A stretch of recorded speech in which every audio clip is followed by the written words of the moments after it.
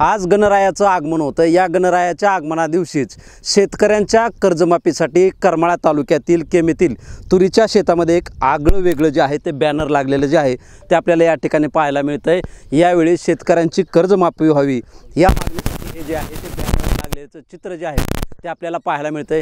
हे बॅनर जे आहे ते तुरीच्या शेतामध्ये आहे, त्यामुळं या बॅनरवर जे मजकूर जर पाहिला तर आपण सांगा दादा सांगा योग्य वेळ कधी येणार, योग्य वेळ येण्यासाठी अजून किती शेतकऱ्यांच्या आत्महत्या तुम्हाला करावा लागणार, तसेच प्रिय उपमुख्यमंत्री दादा योग्य वेळेसाठी लागणाऱ्या शेतकऱ्यांच्या आत्महत्यांचा कोटा आम्हाला कळवा, आमच्या कर्जमाफीसाठी आम्ही सामूहिक आत्महत्या करण्यास तयार आहोत। आदरणीय दादा, महाराष्ट्रातील तमाम शेतकरी योग्य वेळ येण्याची उत्सुकतेने वाट पाहत असून त्यासाठी आम्ही कोणताही त्याग करण्यास तयार आहोत। चला लाखोंच्या संख्येने आत्महत्या करूया, अर्थात योग्य वेळ येण्यासाठीच। अशा आशयाचं जे आहे शेतकऱ्यांच्या कर्जमाफीसाठी कधी होणार याचा प्रश्न जे आहे ते या बॅनरच्या माध्यमातून उपमुख्यमंत्री अजितदादा पवार यांना प्रश्न विचारला आहे। हा जो बॅनर आहे तो जनशक्ती संस्था जे शेतकरी संघटना आहे त्याचे संस्थापक अध्यक्ष अतुल खुपसे पाटील यांनी हा तो बॅनर त्यांच्या या तुरीच्या शेतामध्ये लावलेला आहे। सध्या आपल्याबरोबर यावेळी अतुल खुपसे पाटील आहेत। नेमकं भाऊ काय सांगाल, हा बॅनर लावला आहे, आज गणरायाचं आगमन होतं आहे, शेतकऱ्यांच्या कर्जमाफीबाबत हा पण बॅनर लावला आहे, यामध्ये उपमुख्यमंत्री अजितदादांना सवाल केला आहे कर्जमाफीबद्दल, नेमकं यामागचा उद्देश काय? आमच्यासारख्या लाखो शेतकऱ्यांनी हे सरकार निवडून देण्याचं काम केलं का तर आम्हाला त्यावेळेस आश्वासन दिलं की कर्जमाफी झाली पाहिजे। महाराष्ट्रात जवळजवळ रोज 8 शेतकऱ्याच्या आत्महत्या होत आहेत।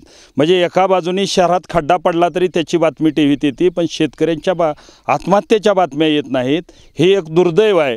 म्हणून माझं म्हणणं आहे की एका बाजूने आम्ही बातम्या बघताना अजितदादा म्हणतायत की योग्य वेळ आल्यानंतर आपण कर्जमाफी करू, योग्य वेळ आल्यानंतर, तर ही योग्य वेळ कधी येणार आहे?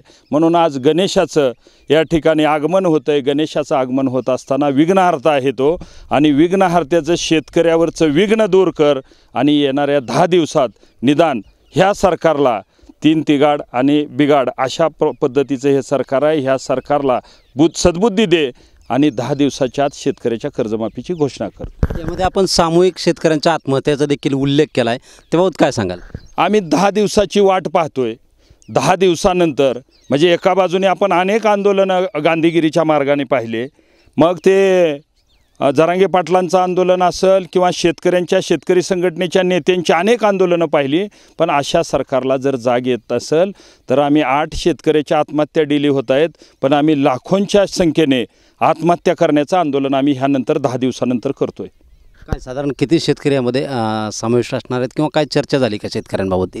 काही गोष्टी आंदोलनाच्या या ठिकाणी समोर सांगितल्या जात नाहीत का तर आम्ही कोणतंही निवेदन न देता गणपती झाल्यानंतर आम्ही एक वेगळ्या पद्धतीचं एक आंदोलन करू की जेणेकरून सरकारला जाग आल्याशिवाय राहणार नाही। नक्कीच आपण पाहतोय की या बॅनरमधून जे आहे ते 10 दिवसांचा अल्टिमेटम जे आहे तो सरकारला जनशक्ती शेतकरी संघटनेच्या माध्यमातून देण्यात आला आहे। शेतकऱ्यांची कर्जमाफी हाच यांचा प्रमुख उद्देश असून शेतकऱ्यांच्या कर्जमाफीबाबत जी काय आहे ती घोषणा या 10 दिवसामध्ये करावी, अन्यथा आमच्या माध्यमातून जे शेतकरी आहेत ते या ठिकाणी आत्महत्या करणार असल्याचं देखील यांनी यावेळी सांगितलं असून याबाबत आम्ही सरकारने या बाबत जे बॅनरचं जे आहे ते कशा पद्धतीने विचार करतं व शेतकऱ्यांच्या कर्जमाफीबाबत कोणता निर्णय घेतं हे पाहणं तितकंच गरजेचं आहे।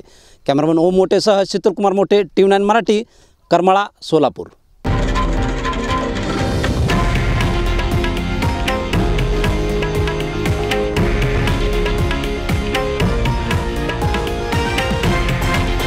हे आहे देशातील नंबर 1 न्यूज नेटवर्क आणि आपण पाहत आहात TV9 मराठी, एकमेव।